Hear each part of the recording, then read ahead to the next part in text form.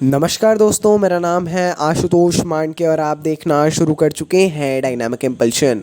आज के इस वीडियो में हम बात करेंगे 14 जुलाई 2024 के करंट अफेयर्स की।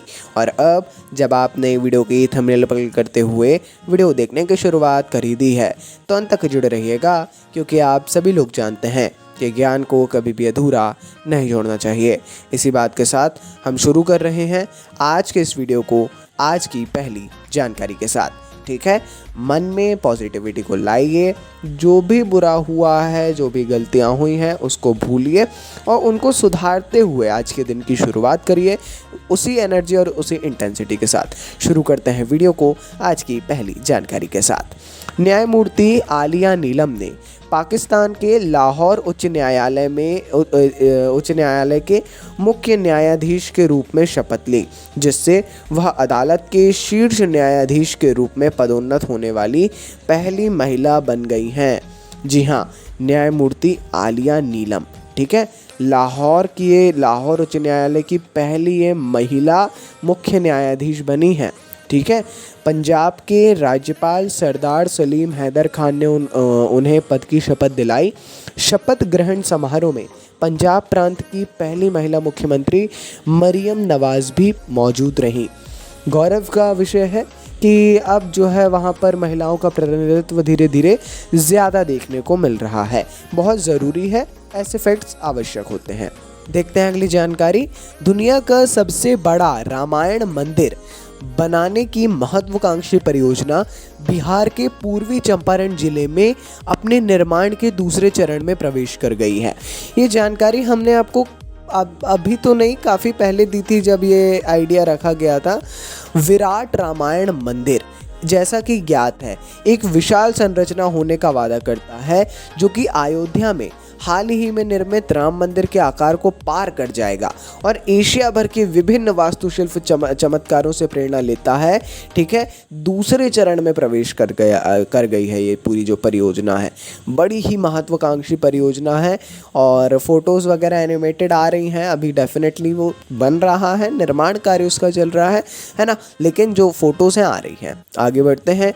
हरियाणा मंत्रिमंडल ने पहले चरण में 5,000 युवाओं को नौकरी प्रदान करने का लक्ष्य रखते हुए आईटी सक्षम युवा योजना 2024 शुरू करने को मंजूरी दे दी है।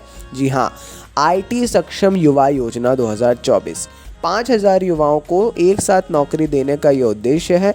आईटी में जो सक्षम युवा हैं उनके लिए यह पहल 2024-25 के बजट में मिशन 60,000 के अनुरूप है। 60,000 इनको युवाओं को रोजगार देना है, जिसमें से 5,000 का अभी लक्ष्य है, जिसका लक्ष्य गरीब परिवारों के 60,000 युवाओं को रोजगार देना है। योजना के तहत आईटी पृष्ठभूमि के स्नातक या स्नातकोत्तर को कम से कम 3 महीने के लिए विशेष रूप से डिज़ाइन किए गए अल्पकालिक पाठ्यक्रमों से गुजरना होगा, जिससे स्किल भी सीखी जा सके। आगे बढ़ते हैं। एक मंत्री ने झारखंड की बात की जा रही है। झारखंड के जो वर्तमान शिक्षा मंत्री हैं चंपई सोरेन जी, इन्होंने 11 मई को कहा है कि झारखंड सरकार शारीरिक रूप से विकलांग छात्रों के लिए पूर्वी भारत का पहला विश्वविद्यालय रांची में खोलने की योजना पर काम कर रही है। जी हाँ, रांची झारखंड में जो है भारत का पहला दिव्यांग छात्रों के लिए विश्वविद्यालय खुलेगा, ऐसी बात कही गई है। ऐसा कोई ऑफिशियल रिकॉर्ड नहीं है, स्टेटमेंट इसको कहा जाता है। प्रस्तावित विश्वविद्यालय विकलांग या दिव्यांग छात्रों की आवश्यकताओं के अनुसार शिक्षा प्रदान करेगा और जाहिर तौर पर ये पूर्वी भारत का पहला ऐसा विश्वविद्यालय होगा, तो अपने आप में ही ये प्रश्न बहुत ज़्यादा इम्पॉर्टेंट है। आगे बढ़ते हैं अगली जानकारी। उत्तर प्रदेश सरकार में मुख्यमंत्री योगी आदित्यनाथ जी ने लखनऊ में घोषणा की है कि राज्य जापान और मलेशिया को 40 टन आम निर्यात करेगा। जापान और मलेशिया को, वो भी 40 टन, और इसके 160 साल के इतिहास में पहली बार लखनऊ की प्रसिद्ध दशहरी को संयुक्त राज्य अमेरिका में निर्यात किया जाएगा। सोचिए 160 साल के इतिहास में पहली बार होने जा रहा है कि लखनऊ की प्रसिद्ध जो दशहरी आम है उसको यूएसए तक निर्यात किया जाएगा। यह अवध शिल्प ग्राम में उत्तर प्रदेश आम महोत्सव का उद्घाटन कर रहे थे, वहाँ पर ये सारी चीज़ें हुई हैं। आम महोत्सव भी मनाया जा रहा है अवध शिल्प ग्राम में, है ना, वो भी जानने लायक है और फोटोज़ वगैरह भी देखने लायक है। आइए बढ़ते हैं अगली जानकारी की ओर।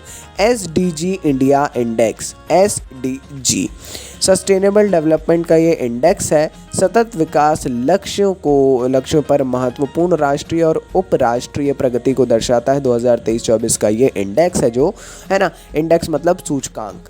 भारत का समग्र स्कोर सुधरकर 71 हो गया है इस पे, ये ऐसा दर्शा रहा है, जो गरीबी उन्मूलन, आर्थिक विकास, जलवायु परिवर्तन, जैव विविधता संरक्षण जैसे अन्य मुद्दों पर अन्य प्रमुख क्षेत्रों पर प्रगति को दर्शाता है। किसके द्वारा जारी किया जाता है, तो ये आपको देख करके बताना है कि किसके द्वारा जारी किया जाता है ना। अब आप सभी लोगों के पास इंटरनेट है पर्याप्त, है ना। एक आयोग है, अब कौन सा आयोग है वो आपको बताना है, ठीक है। ज़रूर जानिएगा इसके बारे में, थोड़ी जानकारी लेना तो बहुत अनिवार्य है ना। क्यों सस्टेनेबल डेवलपमेंट, सतत विकास आपके सिलेबस में एक नाम है अगर, तो आप सभी समझते हैं कि वो एक कितना इंपॉर्टेंट रोल प्ले कर सकता है आपकी तैयारी में, है ना। अपनी तैयारी को निरंतर इसी प्रकार आपको जारी रखना है। पढ़ाई में हार्ड वर्क के साथ साथ स्मार्ट वर्क को लाने का प्रयास करिए और ऑटोमेटिकली सोचने का प्रयास करिए कि किस प्रकार से क्वेश्चंस बन सकते हैं, ना सिर्फ रटने में बल्कि चीज़ों को समझने में, जानकारियों को देखने में, है ना। उस प्रकार से अपनी तैयारी को रखिए, फन के साथ में स्टडी को करिए, इंटरेस्ट जगा कर करिए, ऑटोमेटिकली सब समझ में आएगा। अपन मिलते हैं अगले वीडियो में, सपोर्ट बनाए रखिए, शेयर करिए। नमस्कार, डायनामिक इम्पल्शन।